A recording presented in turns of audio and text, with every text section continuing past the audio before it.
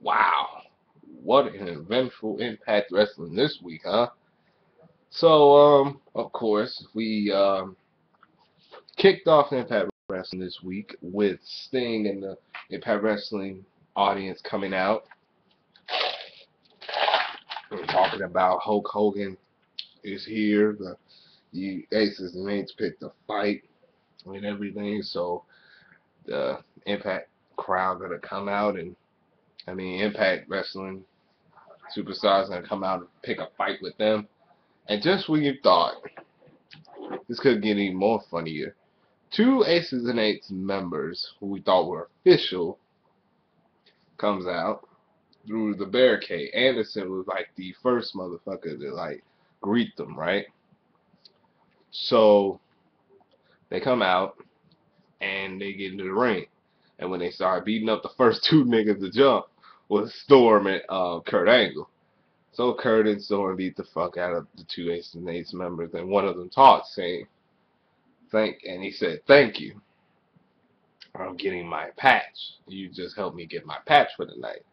Which I thought was funny as hell. That's like, he just sent this dude off. And he also said that tonight you guys are in for a long, painful night and whatnot. So, in that sense, that set the tone for the rest of the night. Like, how many more members are the Aces and Eights gonna have? Like, there were more members, as I can recall. So then we get back from commercial and they show us what happened moments ago with the Aces and Eights and how the dudes that got beat up said they got their patch and whatnot. Um, then we go to the new Knockouts champion, Miss Tessmacher and whatnot.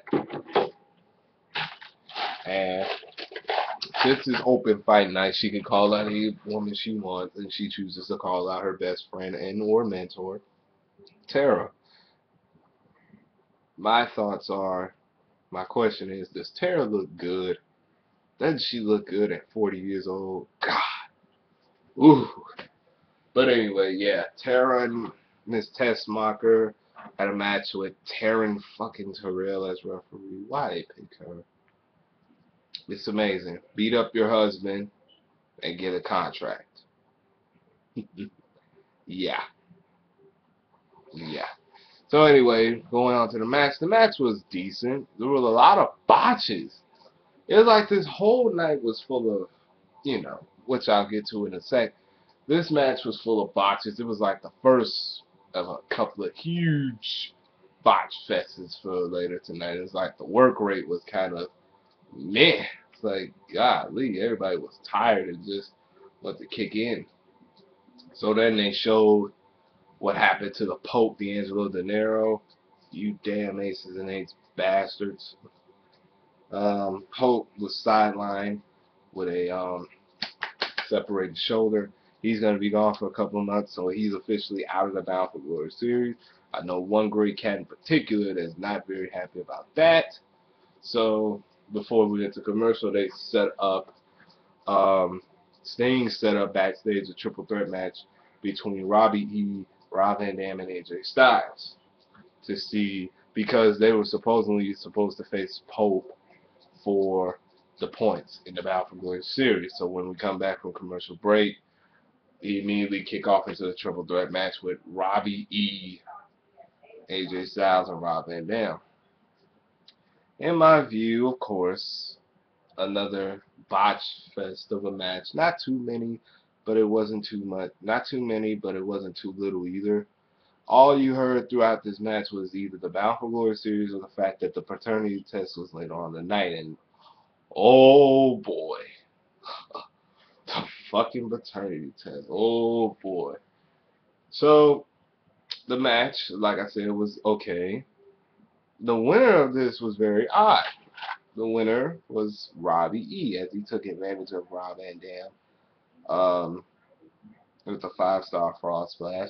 I'm fucking pissed and shocked at the same time that even that AJ Styles had the fucking job to Robbie E. But at least AJ is in the top 4 with James Storm, Samoa Joe, and Van Dam. Yeah, so Robbie E gets the win and only gets like 12 fucking points in the Bound for Glory series. So yeah, that was that match. So anyway, we go to the next match, which was an open fight night match. And Jeff Hardy comes out looking as great a shape as he is. My thoughts are about Jeff Hardy. At first, when he came back, I thought TNA was going to put him on like the higher pedestal again. But it seems that TNA, and rightfully so, was very hesitant to do so. But now I'm glad that TNA is starting to get Jeff Hardy back in that main event scene. And hopefully, like after Bound for Glory, somewhere around Lockdown 2013 or Slammiversary even 2013, or maybe next year's Bound for Glory, they'll consider Jeff Hardy to be a serious contender.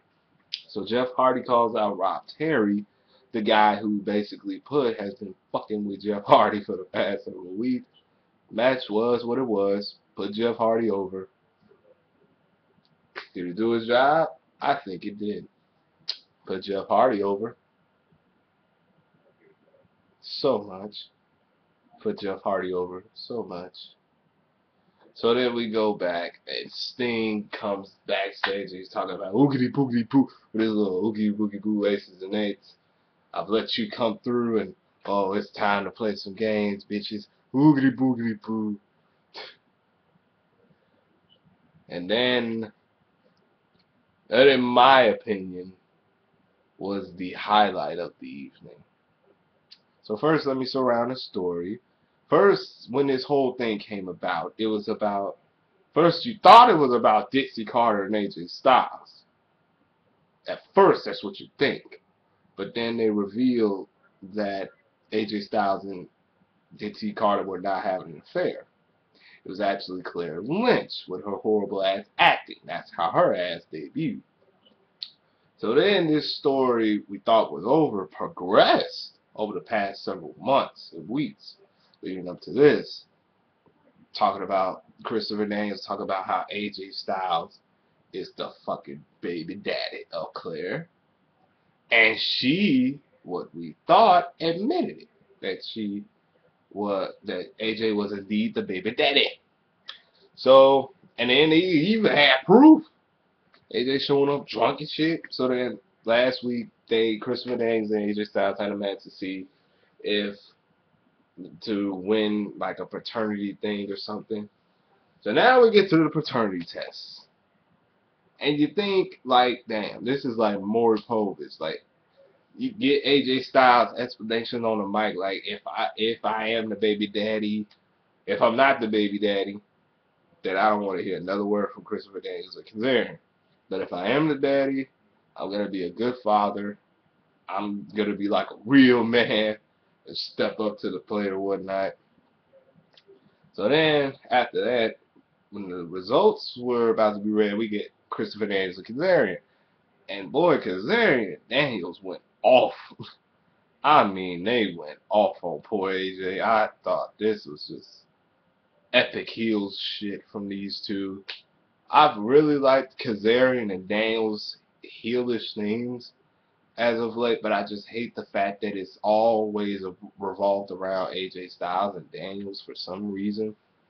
So just when we're about to get to the paternity test again, someone comes out and this segment went from just nothing but talk, man. So after Chris Daniels and AJ Styles, they don't know who the fuck this is. Turns out to be Claire Lynch's attorney. So she reads a statement from Claire Lynch that she had this, like Christopher Daniels and Kazarian plant this whole thing. Like no shit, Sherlock. But yeah, they planned this whole thing since fucking January. Since January? January? I didn't know this. Since fucking January? Really? Damn. So, yeah, since January, they've been planning this whole thing, and she just so happened to be a part of it. So then, yeah, she's talking about she was a deep regret that she put AJ and her family through all this. So, what's even more funnier is that she never was, and I quote from his lawyer, She never was fucking pregnant. So this bullshit paternity test never existed. Okay. My question to you guys on the YWC and IWC is, what in the fuck did this do for AJ? It got him a 1 hour main event spot. I'll give it that. But seriously, what the fuck did this do for AJ Styles and Christopher Daniels other than carry on their feud, which I thought was over at Destination X anyway. But yeah. So this segment, in my opinion, was highlight of the night because how this all just played out. I'm glad this thing is over. I'm glad it's over. I'm just glad. Matter of fact, aren't we all glad this is over? I just want AJ and Christopher Daniels to move on. I just want them to move on from this, okay? Just move on. Again, that segment was highlighted tonight. So we go to gut check, and I'm not gonna be long on this because, like I said, in a night full of botches tonight, gut check was shit this week. This guy named Chris something, Chris Kelly, I don't know who this guy is. He looked gassed. I'm talking about I mean, he looked Ultimate Warrior gassed. I mean, he just, he's horrible. He missed his spots a couple of times. He just looked gassed. If he gets a contract over Joey Ryan, what the fuck? Like I said, I'm not gonna spend too long. I agree with Gunner. He failed. That was the funniest moment of gut check this week. He failed. And then we go to the final call out of Open Fight Night. And it was, of course, the asshole Mr. Anderson calling out Bully Ray. Another decent little match we got out of this.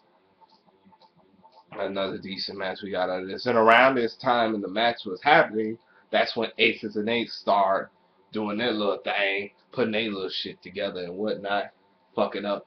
I mean, fucking trying to fuck up shit. But the guys and the superstars in the back weren't having it. First niggas that jumped up was Gunner and Robbie T. And then Kurt Angle came into the mix, and then we're talking about Ace. And then I'm assuming the lead guy behind the charger to the real lead guy gets in.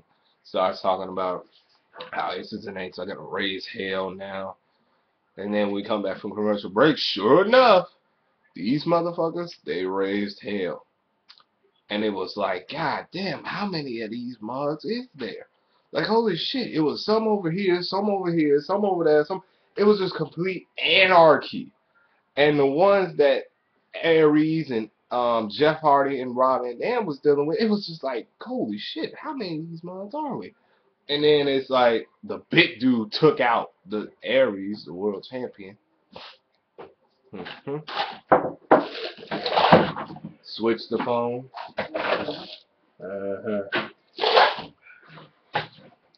Sorry, y'all. My phone. So anyway. Oh yeah, so big guy took out Aries, and then Aces and Eights took the guardrail, put it on the turnbuckle, and cracked it on Aries' forearm. So yeah, that was Impact this week. What did I think? It was solid Impact show this week. I thought the paternity test was funny as fuck. But it just goes to show you that sometimes TNA doesn't need storylines to make superstars, I guess. And this whole Aces and Eights thing, it just went from, wow. It's just, I can't wait to see how they turn this thing out. And TNA, I know what we're all thinking. You know. ZJ HBK, I'm out.